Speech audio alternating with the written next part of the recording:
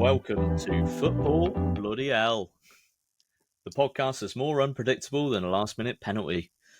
Here are your hosts, Matt and Gary. So, hello. Welcome to episode 3 now of Football Bloody Hell. I'm Matt, and joining me is the man who once tried to play as a goalkeeper but ended up catching a cold instead. My mate Gary. How are you, Gary? I'm good. ChatGPT's finest, right? Exactly. How you doing, mate? Yeah, all decent. Enjoying the warm weather. I know. I'm dying in this room, actually. You're dying in the room. I'm keeping it up. Well, it's a small room. Hopefully you don't. And I've got... hopefully not. But I've got my door shut and the window for any excess noise closed.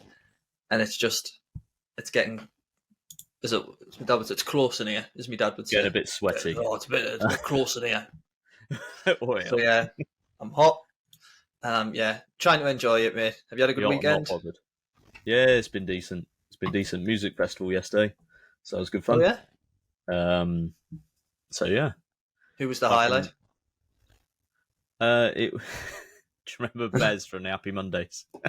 Yes, I'm familiar with Bez and his work. Yeah, he was there. He was doing a DJ set and he just screamed out the name of our town every 5 minutes, and that was it. Real crowd pleaser. Absolutely fucked.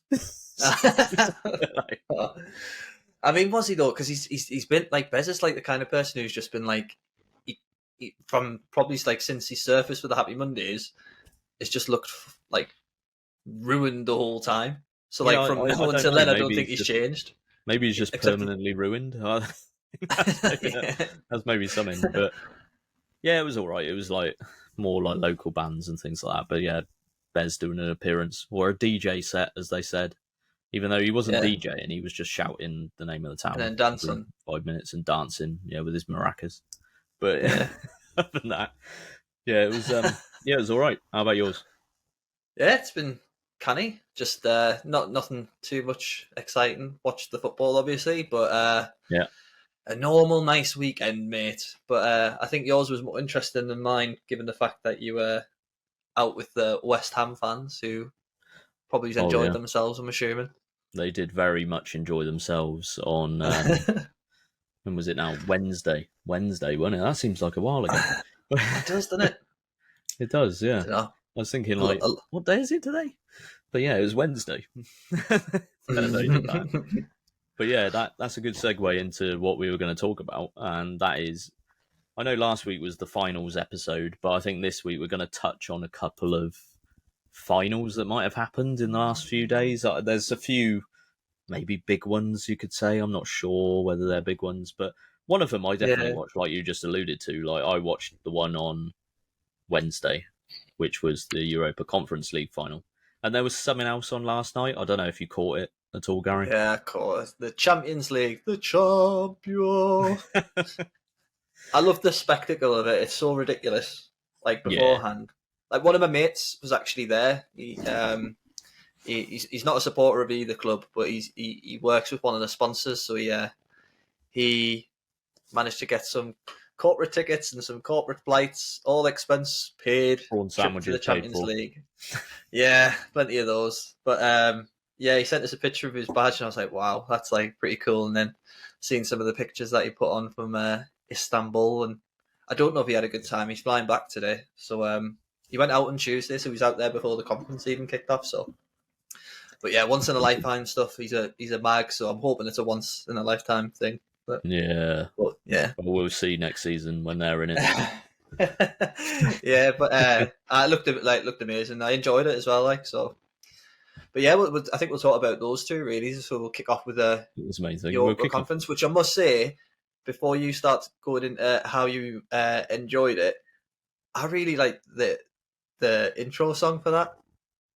Well, the Conference League. I think I mean the Champions League one's like obviously iconic, but I love the Conference of whoa.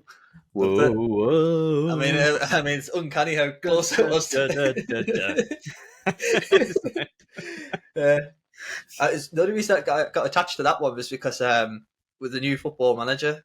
Yeah, something because it was like at some point, like well, no.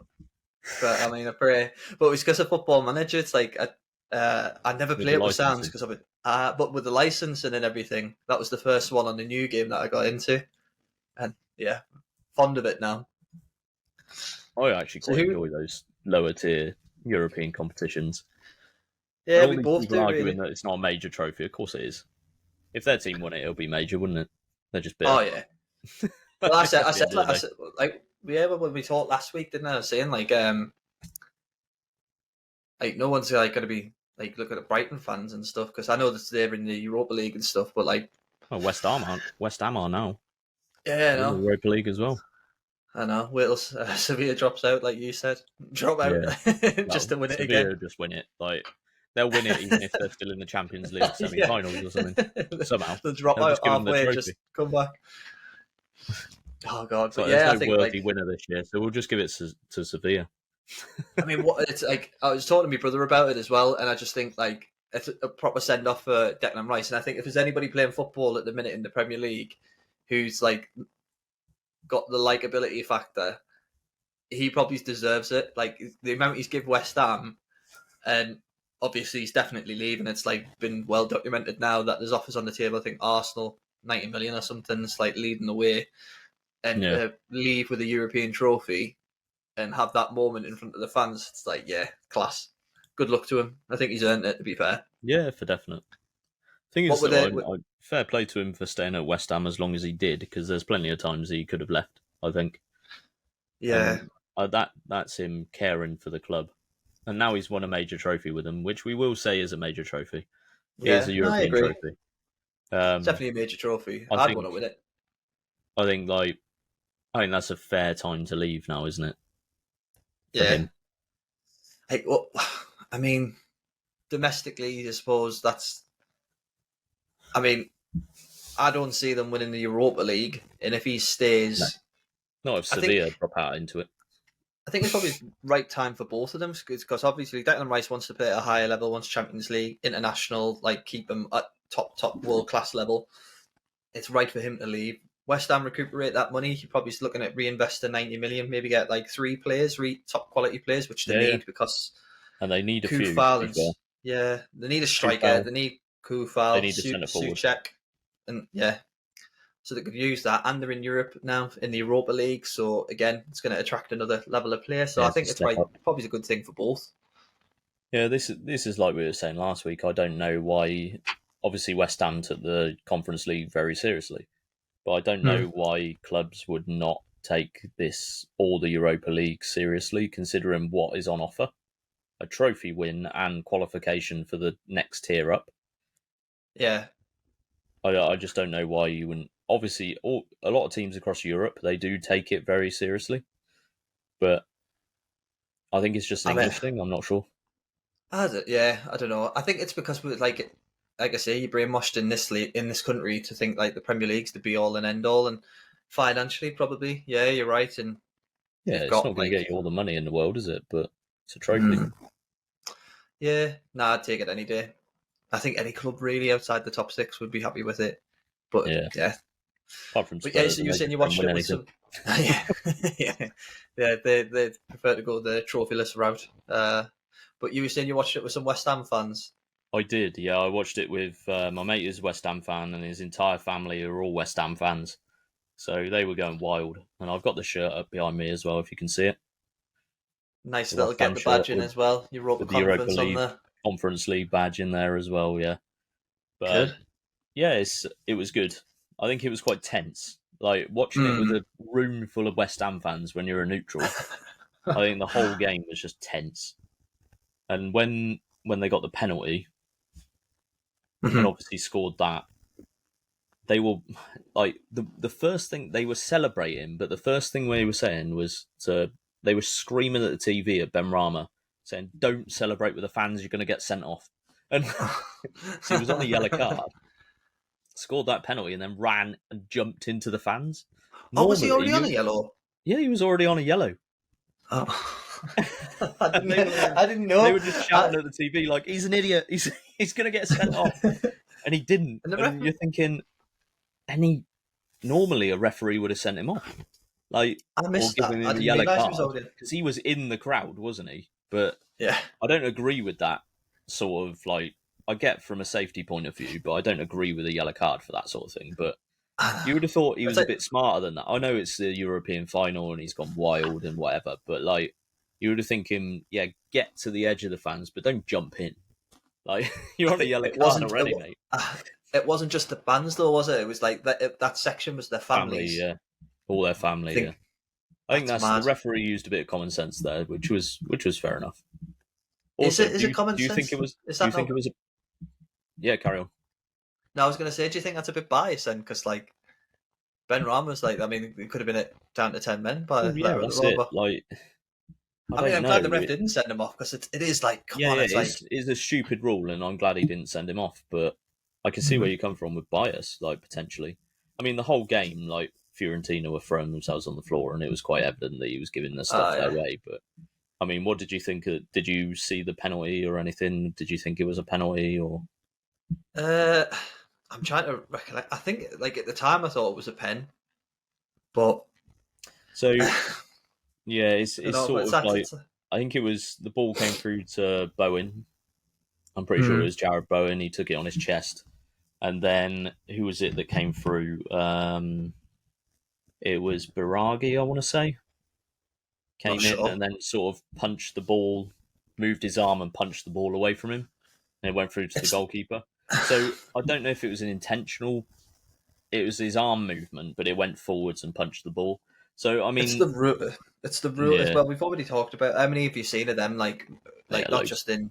It's just across Europe, really. Like, how many times have you seen that kind of penalty given? Whether you agree with it or not, it's the rule, I suppose. But like, I mean, the Grealish one in the FA Cup final, like you look at that and you think he's handballed it, obviously, but it's like it's one of them.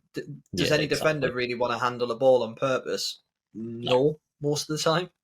So it's like, no, it's a where bit do of a you mad one, wasn't it? what do you write into a rule to change that? Because I don't. It'll change again, and then it'll change back, and it'll be like, oh well, any hand and uh, any touch of the ball on the hand, it's crazy. So Yeah, it you're gets never going to ridiculous, please doesn't it? everybody, but sometimes you just think it's difficult. But so they get the penalty. The Berry he jumps in the fan. Should have been sent off, Yeah. but then Then I Fiorentina score what minutes later? I uh, don't know.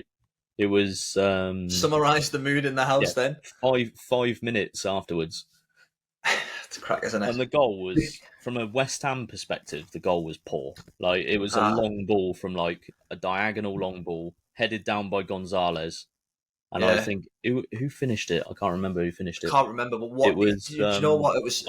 I know. Bonaventura. But like I know what you're saying. It's like a simple goal to defend, but like the subtle touch, then the finish that just lifts it over the leg. I forgot Yeah, who it was. I think it's Rice and is it Kera. It Ogbonna? was at the time. Oh, I think sorry. Theo Kera. He'd just come on at that point. I think he was on for like what minutes. But it was just a subtle little touch, and then the finish was good. I get it, but it was the head of that the left back. What's his name? Emerson. He just Mm. got done in the header, and Yeah, by it is Gonzalez. That was a hell of a leap from him, to be fair. unreal. But I what thought the was the defending was quite. When you watch the replays, you can be a bit annoyed with the defending. So Kera turns his back. aye? Rice turns his back on the ball as well, and they don't sort of close down as much as you would expect from defenders. But I'm guessing that's because they've only scored 5 minutes ago. There's always that thing with Mm, when you score a goal in any football at any level, you always say, leave it for 2 or 3 minutes. We need to mm. stay solid because that you always run that risk of conceding immediately after you've scored. And I think that's what West Ham did. They just like switched off a little bit.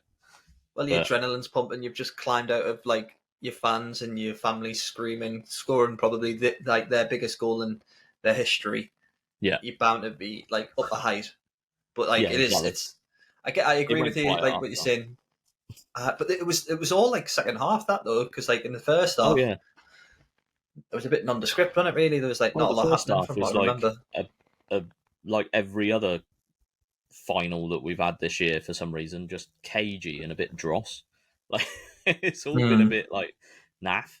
And then yeah, the second half sort of came alive, and then inevitably, like every final we've had this year as well, last minute winner from Jared Bowen. Yeah. Oh, man. And he scuffed it into the ground. And if he hit that true, that wouldn't have gone in. Like, again, we're talking about like the FA Cup final last week. He scuffed it into the ground. It's gone in. Yeah. Like that little like kick into the ground and bounce over the keeper's leg. Like last minute. The ball through as well, though. Like Bowen running onto it and the ball through from Paqueta. Yeah. It's like, yeah, when he's going through, I celebrated. But I don't know why. It wasn't like a full blown Bolton celebration that we talked about last week, but it was. It was definitely an arm bump. I was like, get in! I get what you mean. I think that was for me, being in a whole room full of West Ham fans. I was like, yes, get in. Because you're sort of supporting West Ham because they're all there. And they're all getting tense. But that last period of extra time, like added time as well, they were just... I don't think I actually saw the TV. They were just all huddled around the TV, just screaming getting closer and closer. Like, going like, "Why? It's been 4 minutes extra time and you're on 7. I was texting my brother at the time and I was saying, like, what's this ref doing? Like, there was no need for that, like, extra, like, 3 minutes that he had it on top of the extra time. But man, yeah, so what did it? Fair play to them. No. I mean, like I said, it was good to see. I'm not a fan of their away kit, to be fair, though, even though it'll probably be iconic now for winning it in that kit, but I'm not. Yeah. I didn't particularly like it. That white one with the sort of flames down the bottom. I'm not a big fan of that. It's a shame they couldn't have that big one. For anybody who's just listening to the podcast, we're repping our Italian shirts in solidarity with the Italian teams. So 3 Italian teams in the finals and 3 Italian teams have lost. But so we're here in solidarity. Yeah, we're repping teams that didn't play in European finals. You got a Parma shirt on. I mean, you could have worn your Napoli one, but you decided not to before we started recording this, and because it was too tight. Well, everything's a little bit tight, and it's hot. It's clammy. It's clammy. Yeah, remember, it sticks to your nylon. The chens are on. Unforgivable. Unforgiven, not unforgivable. Unforgiven material, isn't it? I put Vicenza on instead, and you got Parma. I think they're both Serie B teams now, aren't they? Yeah, Serie B. Buffon failed to get them up this season. Yeah, he was going to score all the goals, wasn't he? Yeah, he's good. He's good at keeping them out. He's not so much prolific in the other end, but sponsored by classic football shirts next year as well, Parma.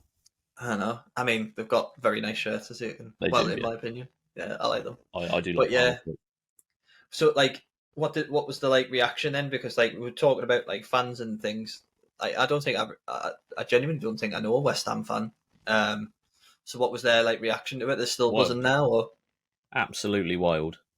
There was a lot of running round, like cheering. It went very loud all of a sudden, and then it sort of died down after about 5 minutes of screaming, and then they just sort of watched the trophy celebration. They didn't really throw their arms up in the air and wild at that bit, but there was the wildness as soon as the final whistle went. Yeah, it was manic. And not to put a downer on it, but the one thing I can't stand at the minute, right, is pitch invasions. Like we've seen it, and I understand it. Maybe in like the lower leagues, it's a bit more common because like it can have a huge impact on things like Wrexham. Like I get that because but like when you look at like just there, like when they were thrown, like they threw the cup and like I don't know the context, and like it's just us talking. Because I know I saw things on Twitter that it was the ultras and stuff were attacking the West Ham fans, so obviously that's boiled, like got the blood boiling and that kind of thing. But when they bounced the cup off the guy's head, and you're just like, "Oh, man!" Like this is why England fans always get it when we go across Europe, because like just like we want to drink on the stands. Like when I went to Stag Do, and it was like drinking. Went to Prague game. It was his debut. His second debut because he was injured for when the first signed. Anyway, we were drinking on the stand. It was class because it was just like, I can have a beer. Like I'm not having to like shovel one down at half time and in a kiosk that's got like another 10,000 people around you. It's just nice to be chilled. But then you see that and you're like, this is the reason why we're not trusted. Like just stop. And then when they're piling on the pitch and fair enough, some of it was family. I get that. But when you just see like the Stone Island Brigade come out and like diving all over the place, and it's like it's their moment, not yours. Go and celebrate it with your family and your friends in the stand. You're not their Yeah, mates. They play for your club. I they might be. just I don't know. People might do disagree. Like, tell us if you disagree with us. Like, not just you, Matt, but like, if anyone listens and they disagree with us, tell us. But it's not no. the I place. The always think pitch is as for the well with players. with the pitch invasion stuff. I'm not a huge fan as well because you know what, it does delay as well for the players. They might have to get rushed down the tunnel. They can't really celebrate properly. They've just won a final. Like Aye, you want them to be able to express how they're feeling. And if you invade all the pitch and everything like this, they just get shepherded down the tunnel, and then they come back mm, out to do the trophy lift. But then the trophy lift takes ages because they have to wait for everyone to get off the pitch, get and then off. their emotions have died down. And you're thinking like, how hard must that be for like? I know you've won a major trophy; it's not difficult, but like it's like you've gone from elated to oh you have to get off the pitch to oh can you come back on and pretend to be elated again like you Aye, were 10 minutes ago. Like aye. it's like Like I've never. I don't know. Like I've I don't know. You see it all the time, really. But obviously, it's more like in the mind now because of like all the different promotions that we've had this season and like the finals. But nah, I've never once like thought, "Woohoo, we've scored! I'm on the pitch." Like, there's never been a yeah, moment where that's happened. I just think it steals everybody's moment. It steals the fans who can't go in on the pitch or don't want to go on the pitch, like the players, like you said. But I don't know, it marred it a bit for me. Like, still full, like, congrats to West Ham. I'm really happy for them. But like, I don't know. I just thought I'd ask you because for me it yeah, just that's fair enough. spoils it a bit. Yeah, I agree. So quick little break I'd say, and then we'll talk about that other final that happened like yesterday or The something like that. champion. But you can sing the theme tune, wrote the theme tune, sing the theme tune, that sort of stuff. But yeah, if No, we have a quick little break and then we'll come back and talk about the Champions League final. sounds good.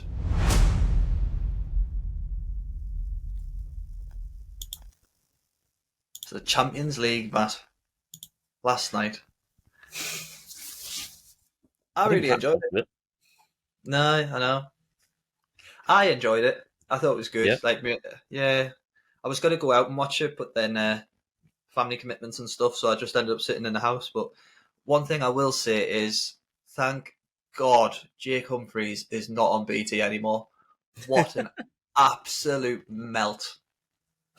That high performance nonsense that he talks about. Like, have you seen the video that he that was it was doing the rounds about him like encouraging people to leave their wives and that?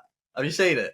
no, I haven't. No, Oh my god! No, like, so high performance is basically like the the ultimate elite and how they like live and like execute every day at the highest. Like, he was like, do what's it the the like, I forgot what the exact phrase is and it'll annoy us, but it's like doing the basics, but like the excellent basics kind of thing.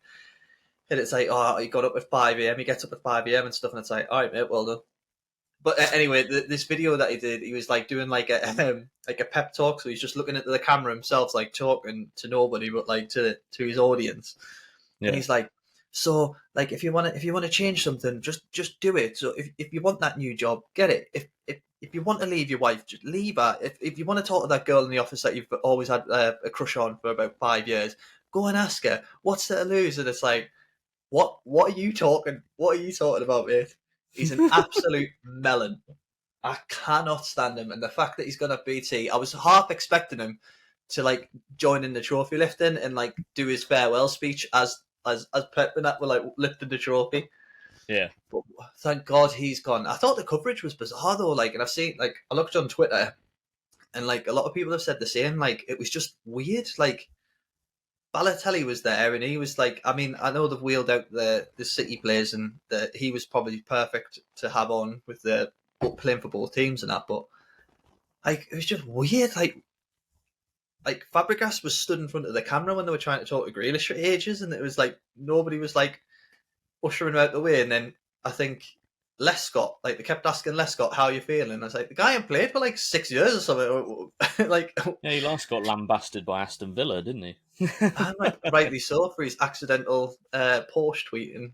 Oh, it Yeah. was an a pocket tweet. Nobody has ever done Yeah, a pocket before tweet. or Like, since is that even a thing? an accidental pocket tweet.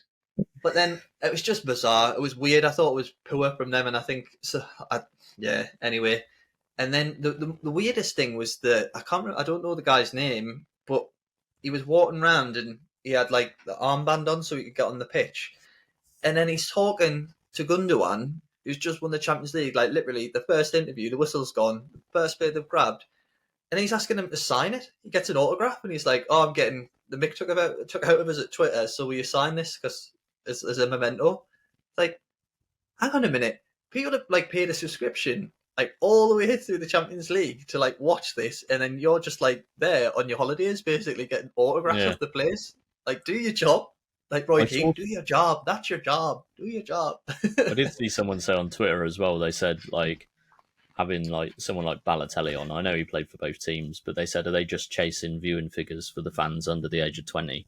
Because like they could have had like Georgie King-Clancy on or Richard Dunn or something like that. You know, someone who was there before all the money, maybe for a Man City I mean, representative. I don't know. The one thing I would say is that out of it, and if sorry if you didn't watch it, and so for some reason you listened to this and you were saving the Champions League, obviously Man City won. Yeah, spoilers. Oh, spoiler. But I like just save Jack Grealish at all costs. Like he's minting. Like he had that weird spell at Villa where I think he was a kid. Like he was a kid on holiday and he was like passed out and that and. He's just you can see like his heart, like he just loves football and loves being in and amongst football. So just the fact that he's not media trained and they keep putting him in front of the camera before Man City get a hold of him is quality. Like he's in tears and that. It's mint. It's just mint to see that even at that level, despite the money, he just speaks so honestly. Like he said, like the first thing he did was went over and like said thank you to Pep Guardiola because he stuck by him, bought him for a lot of money. He was crap. Like he said that like. He was crap. I don't think he was. I thought he did his job, but yeah, it was just nice to see. And like a lot of Man United fans and Liverpool fans probably not agree with it. Like, but it's class. It's amazing that they've won the treble. It's like well done. Like fair the play pinnacle of football, really. Yeah, fair play to him at the end of the day. Did you see much of it at all, or did you not catch any of it, or was it like in and out? In and out. I tried to watch a bit on YouTube, but no, I didn't really watch much at all. It was just again. I mean, 1-0 is a popular score in Champions League finals, but I think first half Man City started to grow into it, and then De Bruyne, amazing player. But I think I texted in now. It might have been my brother actually, and I just said, "There's De Bruyne bottle in another final." He's just so unlucky. Like he's so unlucky. He's such a good player, and he's just so unlucky when it comes to like the major finals. He's won at club level. He's won it all now. Yeah, it's just internationally he's not really won anything, has he, with Belgium? But I think probably too much pressure on Belgium. Like to be fair, like given the names and stuff. It's like the England generation when you had like Owen and Beckham and Gerrard, Scholes, all that kind of thing. Similar thing, isn't it? Really, but it is a lot of pressure on him. Not to deviate too much from the Champions League final, but I enjoyed it. Like I don't think there was a lot of moments in the first half, but obviously. I think the biggest thing out of it is like what a finish from Rodri. Oh, like I love that kind of finish. Like it cuts back. It's the kind of if you play football, it's the kind of ball that you want and you dream of. Like if you could pick a moment, like the ball's just rolling across the box, and you can just put that, side foot, pass it into the net, and just flick it round everybody in a Champions League final. Like absolutely brilliant finish. I generated a lot of power as well, but like I'm not trying to even like pretend that I'm like gonna critically analyze the game because I'm not. It's just like as a fan watching football, I was chuffed for Man City, and Lukaku seems to be a bit of like a not he's not a pantomime villain. He's just a bit of like a caricature of himself. Like he came on and he comes on and like he's winning headers and he definitely changed the game because well, maybe not him individually, but changed the game for Inter as they were able to go long and a bit more direct. And he was winning some headers, but like he was the best substitution City made all night. Just because he was like, he got in the way of that header, he missed like an open goal basically. I mean, some say from Edison to react to it, but he should be putting it away. He blocks the header. He's just probably a 4.6, like a red performance rating from Footy Manager. I think it would be. I'd have hooked him. If I was playing Football Manager. With him afterwards, yeah. I'd have been. What's it? I forgot what the thing is on Football Manager now, isn't it? Oh, you throw a bottle at them. Yeah. You can throw a water bottle. Not good enough. Unacceptable. But yeah, he would have had that treatment off me. But like, I think over the course of the 90, you'd think, yeah, City probably just edged it. Like, it was a fairly even game. But Inter unlucky not taking the chances. But I think one thing for me, well, I'd say two things. We said it last week, but John Stones is like, I think like almost like a bit of a coming of age performance. He was just so good, so good, mopped up everything. He was shattered by the time he come off. I was talking to my dad about it, and he just said he was just like, you could see he'd give everything when he did come off, but he just looks class in that position. I know you like him, but yeah, and then Foden coming on for De Bruyne.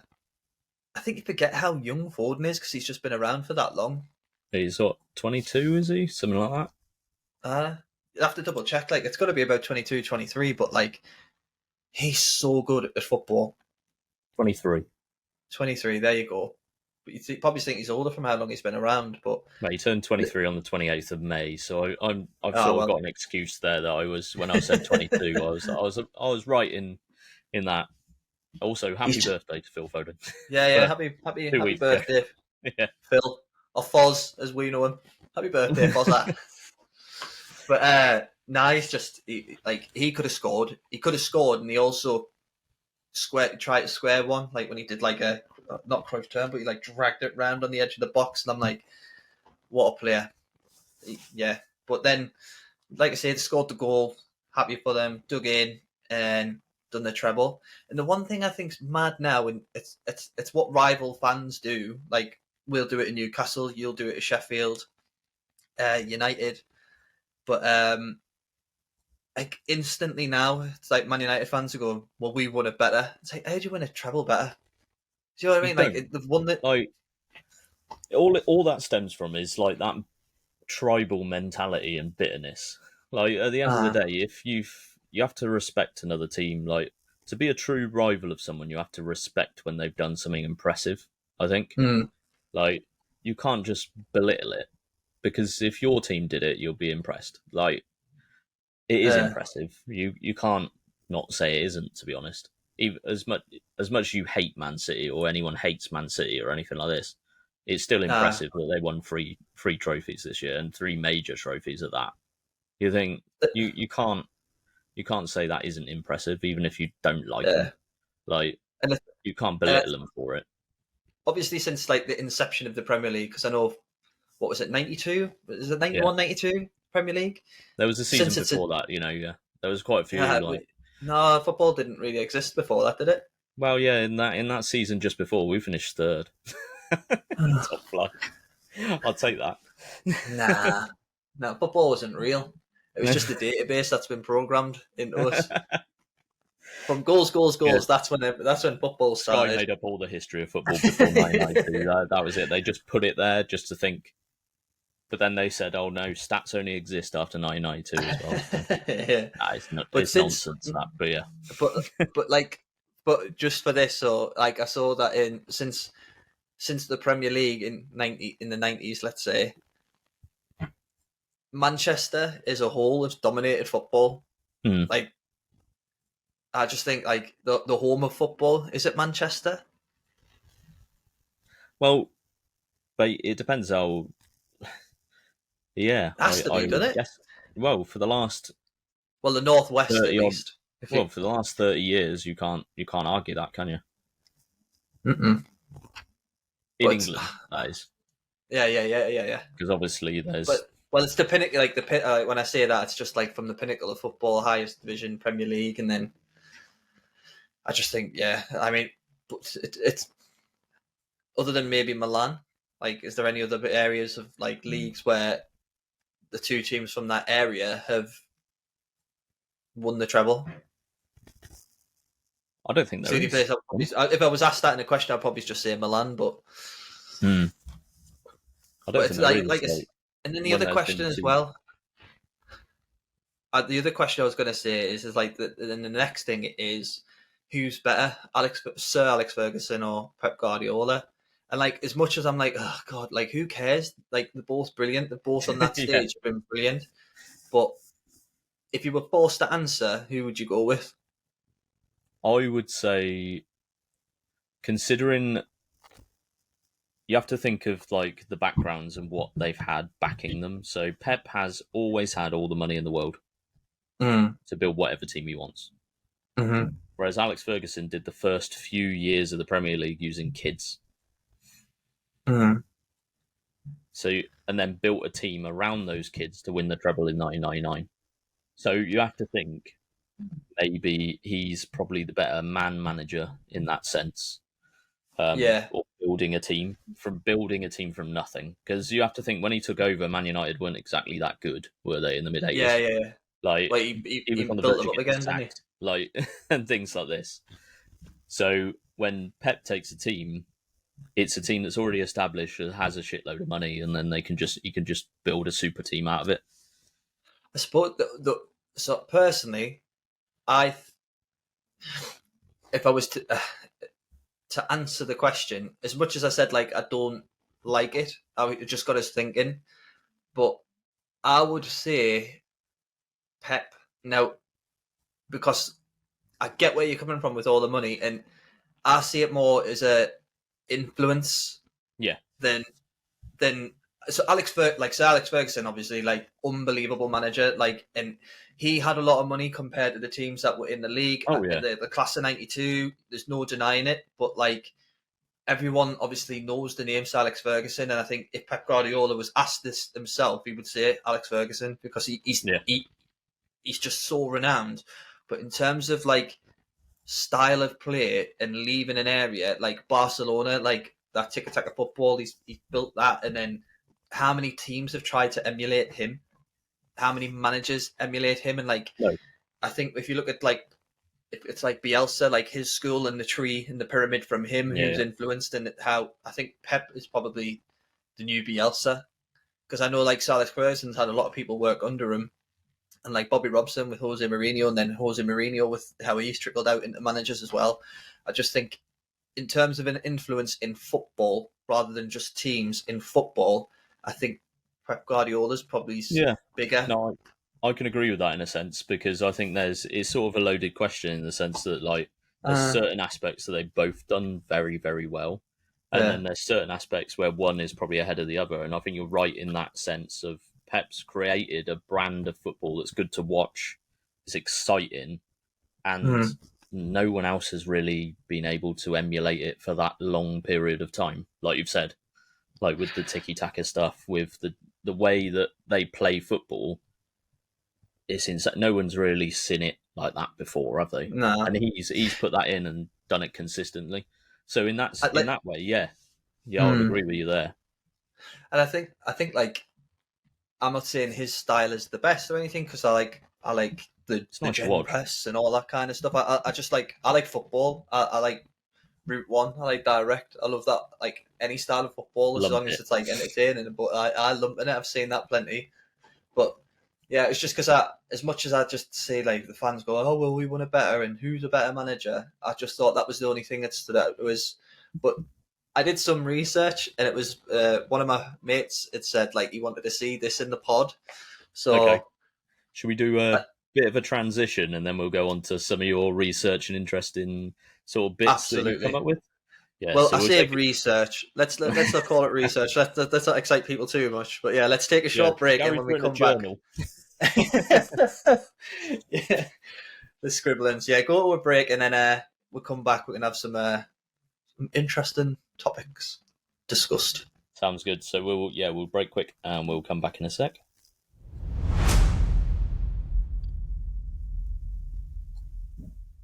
And we're back.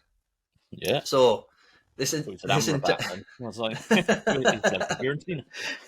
this intensive research. It was recommended by one of my friends because he thought, oh, it'd be good to have some funny facts or like some off the wall stats. Yeah. So I haven't told you any of these. No, Actually, you I did haven't. tell you one. Actually, I tell a lie. I did tell you one, but Oh, may yeah, have I did. forgotten Oh, right, okay. Makes it even That's a better good for thing. me. So it's yeah, it does, but it's almost Champions League themed, just as a nice little segue from talking about the Champions League. But Yeah. who's the biggest team in the Champions League in its history? Who do you think? And this Real is one Madrid. of the questions. Yeah, you think of Real Madrid. So Real Madrid standout player. You think of modern time Cristiano Ronaldo getting Oh, into there. yeah, I So was going to I've say got Alfredo Di Stefano, but yes. obviously he's the name at the top of everybody's top of everybody's list. But I read these and it like, kind of went down the rabbit hole. And yeah, so anyway, without further ado, do you know that Cristiano Ronaldo has scored more goals since turning 30 than Wayne Rooney has in his entire career? That's insane, isn't it? How Genuinely. mad is that? And I just think that's mad. I mean, I know he's what, 37 now? 37, I think. 37, 38, yeah. 37, 38.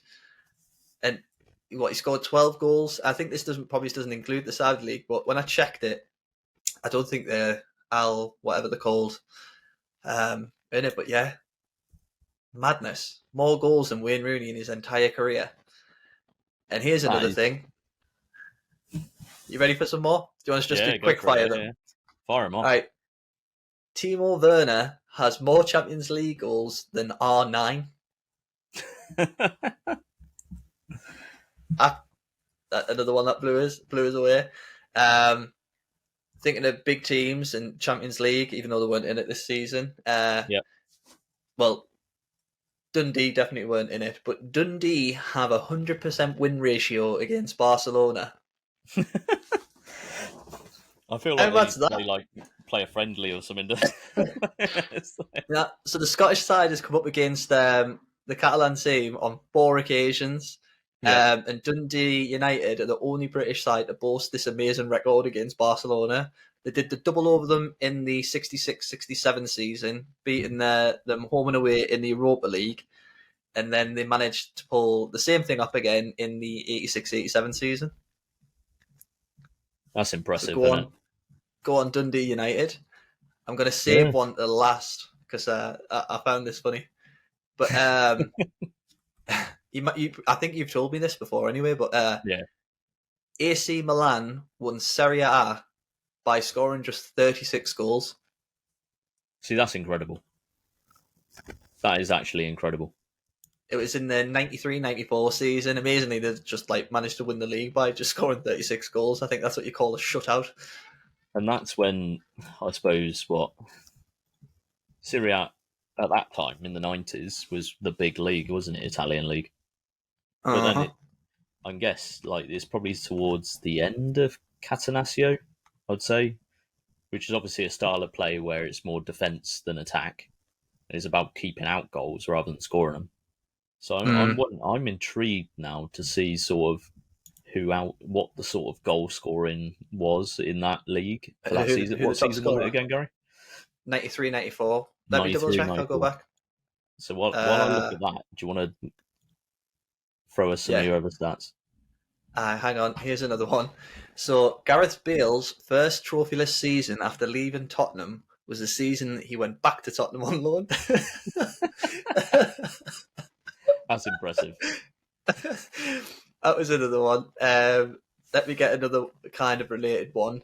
So, in the theme of European teams, Fernando Torres was captain of Atletico Madrid when Diego Simeone played in it as well. Oh wow! So he was at like the twilight end or the back Yeah, end of his career, and then Fernando, because he was like a young skipper, wasn't he? he was. He's a monster. Another football manager, early door signing. What else have we got? Let's have a look. No, I'm still saving my favourite to last. The other one is and this has got nothing to do with any European, so I'm off them now. So this is just stuff that I ended up on the rabbit hole. Hull City is the only team in the Football League with a name in which you can't colour in any of the letters. And then everyone listening doing that is now thinking, like, writing it in their head and go, "Oh yeah, that's right." I suppose if you do a circle above the I, then you well, it's a dot though if you do it right. Yeah. If you do it right, it's a dot. And here's another one for you. St Johnstone is the only team in Britain with a J in it. Yep. Mad. And again, I started going through teams at the top of my head going, like, oh yeah, that's right.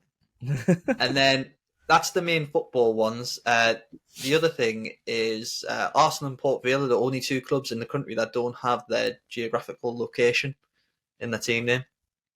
So there's a few more lower down in like the non-league pyramid, but I'm guessing we're talking league. Top 5 divisions. Don't be that guy, Matt. Don't be that I'm guy. being that guy. I'll take that. Yeah, professional. Let's say professional. There we go. Yeah, you're taking it personal. Yeah. And then Portsmouth hold the record for having held the FA Cup for the longest 7 years. Sorry, I'll go back. During the Second World War, wasn't it? Yeah, because there was a war on. Yeah. For those who weren't aware, there was a war on at the time, so they held it the longest time, 7 years. Well done. And then 7 years straight for winning one match. That's not bad, is it? I wonder how many of the squad came back. It's like, oh. But then I don't know if this is still true because I don't know from the dates that this was taken. But it said Manchester United have never lost a Premier League game at Old Trafford when they were leading at half time. So visiting sides rarely leave with anything from Old Trafford, and that's like if it's still intact, which I don't know if it is. That's like an unbelievable home record. But under Ten Hag so far, they've only lost one league home match, but obviously they weren't leading at that point. But I don't know from what point in the season that was taken. And then here's my, I mean, because how bad like you've had a run under certain managers and stuff, you'd think that probably fell apart. So this is my second to last favourite, and where is it? Let me find it very quickly. Yeah, I hope this is true, and it has to be because the rest of it's true. But David Beckham was born at Whipps Cross Hospital. That's amazing. He was born in North Leytonstone. The hospital's called Whipps Cross. Unbelievable, that man. That's unreal. Incredible, that. I loved it. Oh, I was saying, I was like, no. Whipps Cross. Whipps Cross. And then my favourite one is a guy called Chris Nichol scored all 4 goals in a 2-2 draw. I mean, that's even better, isn't it? Back in March 1976, he managed to score 4 goals in a 2-2 draw between Villa and Leicester. He twice gave Leicester the lead by scoring an own goal before he then equalised on both occasions. What a game. I mean, that's impressive, isn't it?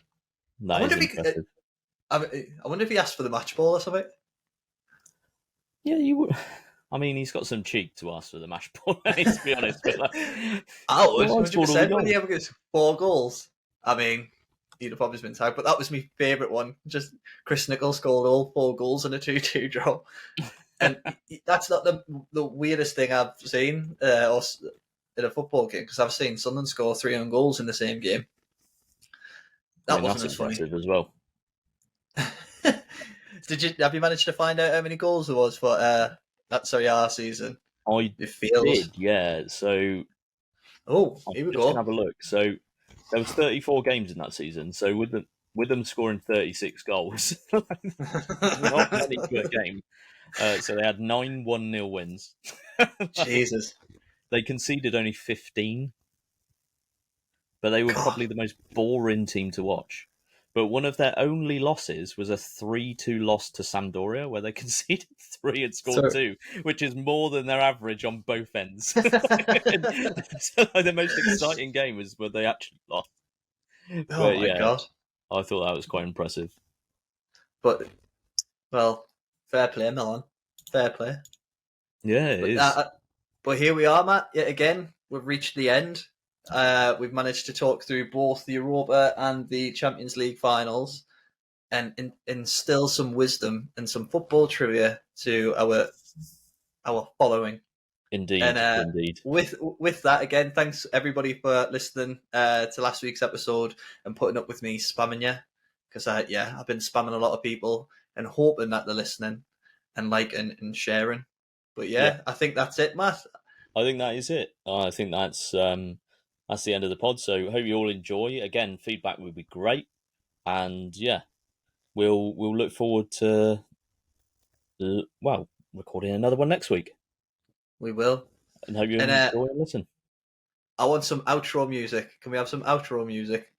Yeah, let's find some outro music, shall we? Here we go. Like we're actually professionals. Nope, that's not it. This is going to be great. Yeah, there we go. Thanks, everyone. See ya. Bye-bye. Thanks, everyone, for listening. And we'll speak to you next week. Bye-bye. Bye.